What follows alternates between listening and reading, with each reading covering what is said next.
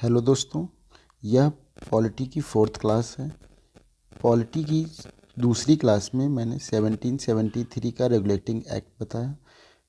Polity की third class में 1784 का पिट्स इंडिया एक्ट, और इस क्लास में हम आपको 1833 का चार्टर अधिनियम के बारे में बताएंगे।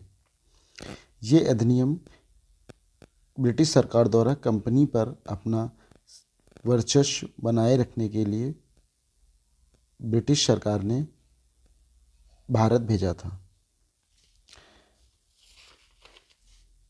इस क्लास में 1833 का चार्टर अधिनियम के बारे में जानने की कोशिश करते हैं। यह अधिनियम ब्रिटिश भारत के केंद्रीकरण की दिशा में यह अधिनियम निर्णायक कदम था। इसकी कुछ प्रमुख विशेषताएं हैं, वो देखते हैं।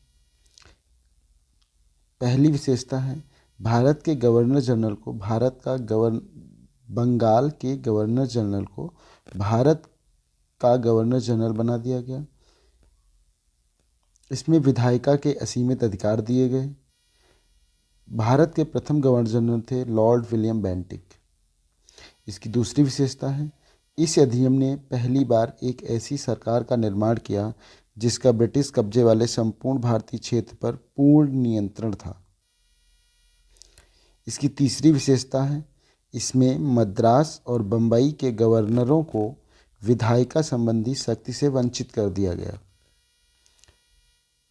इसकी फोर्थ विशेषता है, इसके अंतर्गत पहले बनाए गए कानूनों को नियामक कानून कहा गया और नए कानून को एक्ट या अधिनियम कहा गया।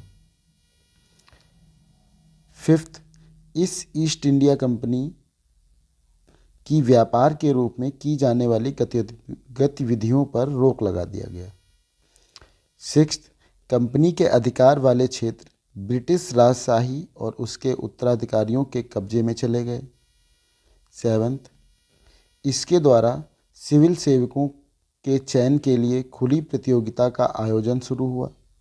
इसमें कहा गया कि कंपनी में भारतीयों